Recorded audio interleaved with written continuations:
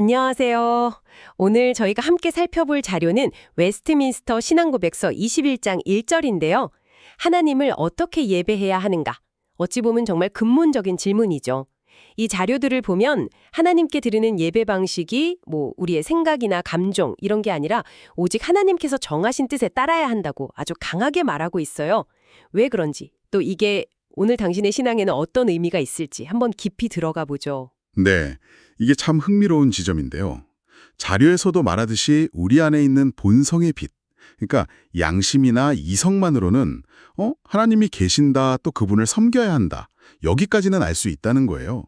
근데 그것만으로는 부족해서 하나님이 구체적으로 어떤 예배를 원하시는지는 알 수 없다는 거죠. 아, 본성의 빛만으로는 그 방법을 모른다. 그렇죠. 바로 여기서 예배의 규정 원리라는 아주 중요한 개념이 딱 등장합니다. 네. 그럼 그 방법, 하나님이 기뻐하시는 방법은 어떻게 알 수 있는 건가요? 그건 오직 성경, 그러니까 특별 계시를 통해서만 알 수 있다.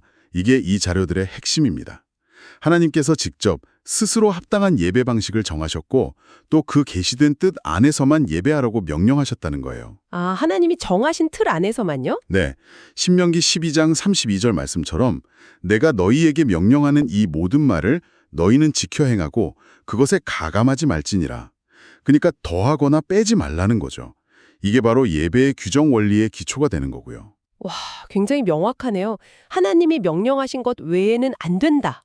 그럼 구체적으로 어떤 것들이 금지되는 걸까요? 자료에서도 몇 가지를 짚어주던데요. 맞습니다. 첫 번째가 바로 사람의 상상이나 고안에 따른 예배예요. 이게 아무리 우리 생각에 좋아 보이고 감동적이라도 하나님의 명하신 게 아니면 안 된다는 거죠. 우리 생각엔 최선인데도요. 네, 마태복음 15장 9절에도 나오잖아요. 사람의 계명으로 교훈을 삼아 가르치니 나를 헛되이 경배하는도다. 아, 그러니까 진심이나 감동 여부와는 별개로 성경적 근거가 없으면 하나님 관점에서는 헛되다는 거군요. 상당히 엄격한데요. 그렇죠. 엄격합니다. 두 번째는 사탄의 제안에 따른 방식인데요. 이게 겉으로는 되게 경건해 보일 수도 있어요. 하지만 실제로는 성경에서 벗어난 어떤 신비주의적인 체험을 추구한다거나 약간 주술적인 요소가 들어간 행위들, 이런 게 포함될 수 있겠죠. 겉모습에 속으면 안 되겠네요. 네.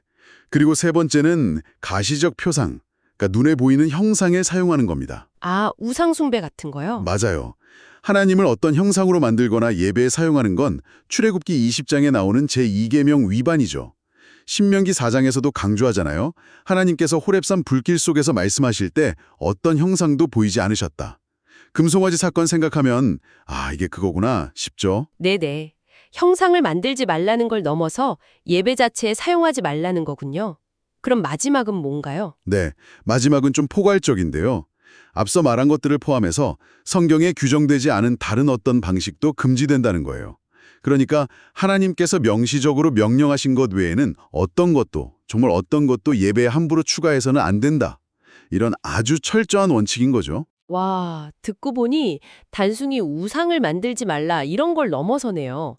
인간적인 어떤 창의성이나 만족감보다는 하나님의 그 명령 자체에 절대적으로 순종하라는 훨씬 더 근본적인 요구 같아요. 정확합니다.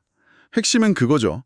우리의 만족이나 열심이 기준이 아니라 하나님의 명령 자체가 기준이라는 거.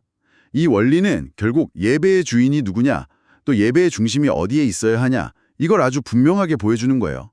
우리의 만족, 우리의 감정, 아니면 문화적인 익숙함, 이런 게 아니라 오직 하나님의 말씀, 그리고 그분의 영광, 이게 중심이 되어야 한다는 강력한 메시지죠. 정말 엄격한 원칙인데 이게 그냥 옛날 교리가 아니라 오늘 당신의 신앙생활, 특히 예배에 직접적인 질문을 던지는 것 같아요. 이게 오늘날 당신에게 왜 중요할까요? 그렇죠. 이게 왜 중요하냐면 이 원칙은 당신이 드리는 예배가 정말 성경에 뿌리를 두고 있는지, 아니면 혹시 나도 모르게 그냥 인간적인 생각이나 어떤 전통, 아니면 감정적인 만족, 이런 걸 더 중요하게 여기고 있지는 않은지 돌아보게 만드는 거죠.